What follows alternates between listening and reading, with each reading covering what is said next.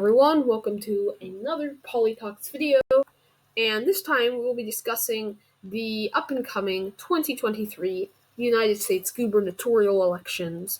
And, of course, many people may view 2023 as a boring year in political terms in the United States because of the lack of a presidential or midterm election, although I would argue that this year could be quite fascinating just based on these three states alone. And looking at the names of the states without their current uh, partisan affiliation, this appears to be a very boring election cycle because the states are Kentucky, Mississippi, and Louisiana. On the surface level, most would say that those are three very Republican states that will all elect Republican governors. But keep in mind, this is not the Senate, this is not the presidency. On the governor level, voters are much more willing to elect someone of the opposite party because it does not have federal implications. And that is why, for two of these supposedly Republican states, there are actually currently Democratic governors. In the state of Louisiana, there is a term-limited Democratic governor, John Bel Edwards, and in the state of Kentucky, there is a Democratic governor, Andy Beshear, and in the state of Mississippi, there is a Republican governor, Tate Reeves. And these races will be fascinating because Democrats, in the large part, are actually on the defense this election cycle because they are defending two, I would say, deep red states.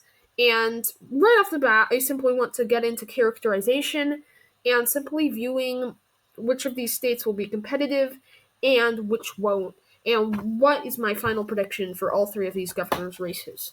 Now, before I dive into this, I just want to preface by saying that these states in recent years, as with the country, have become more polarized.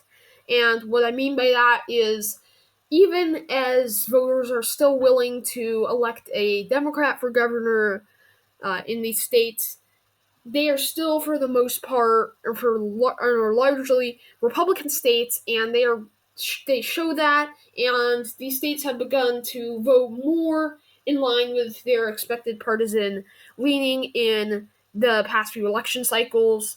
So what that means is that that's bad news for the Democratic governors, especially in Louisiana, where the popular incumbent is not running again, because ultimately we've seen in states such as and Massachusetts and the Massachusetts and what was the other one? Oh, in Maryland for Democrats, we have seen that the candidates that have won have been affiliated with their state's partisan leaning, and they've won very easily. And that is a sign that recently we have been seeing more straight ticket voting and less divergence from the expected partisan leaning of that state. So, without further ado, I'll dive right in and say that Louisiana, sadly, is most likely a lost cause for Democrats, and that is because the current governor, who has managed to win before in the state, John Bel Edwards, he is term limited, he cannot run again, which means that in all likelihood, I can't see another Democrat winning in this state, unless they are on an entirely different level of magnitude than we have seen in the past, and I think this is a lost cause. I think this will be quite an easy flip for Republicans. And same goes in Mississippi. I do not expect this to be a particularly competitive race. It is possible that a Democrat does okay here, like in the 2019 governor's election in Mississippi, Democrats were close, although that was most likely due to Trump's being an incumbent president. Democrats did better on the whole. With Biden in office, I don't see Mississippi being competitive, or Louisiana for that matter. But Kentucky, on the other hand, is an entirely different matter because Andy Beshear is running for re-election. He is the one who was able to win in 2019. Mind you, that was a squeaker election, very close. He narrowly beat the incumbent governor, but yeah, he still won. And the most recent approval polls we've been seeing have shown Andy Beshear is very popular in the state of Kentucky, just as Kansas Governor Laura Kelly was. And that means that Andy Beshear has a very good chance this election cycle. Although keep in mind that Republicans still do probably have a minute advantage here just because of Kentucky's partisan leaning and the way this race will be likely framed. Although if Andy Beshear is able to show how he has been a positive influence when it comes to disasters in Kentucky, of which there have been many of the past few years, then he can potentially really appeal to Republicans, and I could certainly see him winning in this race. This is not a lost cause for Democrats by any means, but what I will do now is characterize the races we have.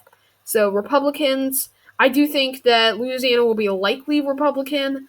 Mississippi, I'd say, will also be likely. I'm hesitant to classify them as solid right now. They most likely are, but just in case for some unknown reason they become competitive, I do not want to rule them out at this stage. And I would say for Kentucky, that is a tilt R. I think this is going to be a close race either way. And I think Andy Beshear has a great chance. I just think that the partisan leaning of the state will catch up with him, and the Republican will end up winning. So that is just your very brief summary of the gubernatorial elections come 2023, later this year in November. Although there is one more election, which I will briefly characterize as it is in 2023, even though it's not a governor's race. This will be the Virginia's 4th congressional district election to fill the seat of the Democrat who unfortunately passed away, Donald McCutcheon. And before Republicans start getting excited over this, that there was a special election, I want to quell any doubts. This is absolutely a safe blue seat, and so I do expect Jennifer McClellan will win easily and become the next representative. This is in 10 days, and obviously, if that changes and Republicans are able to pull out an upset for the ages in this election, I will make a video on that. But as of right now, I think this is also a safe Democrat, or at the very, very least, a likely Democrat. This is a purely safe state, so that'll be significant for Democrats because they will get an extra number in their battle against Kevin McCarthy and Republicans in the House. So that is all for the 2023 elections. I hope you enjoyed. And that concludes our characterization of these up-and-coming elections. I will make an analysis video once they occur, so stay tuned for that. Thank you very much. Goodbye.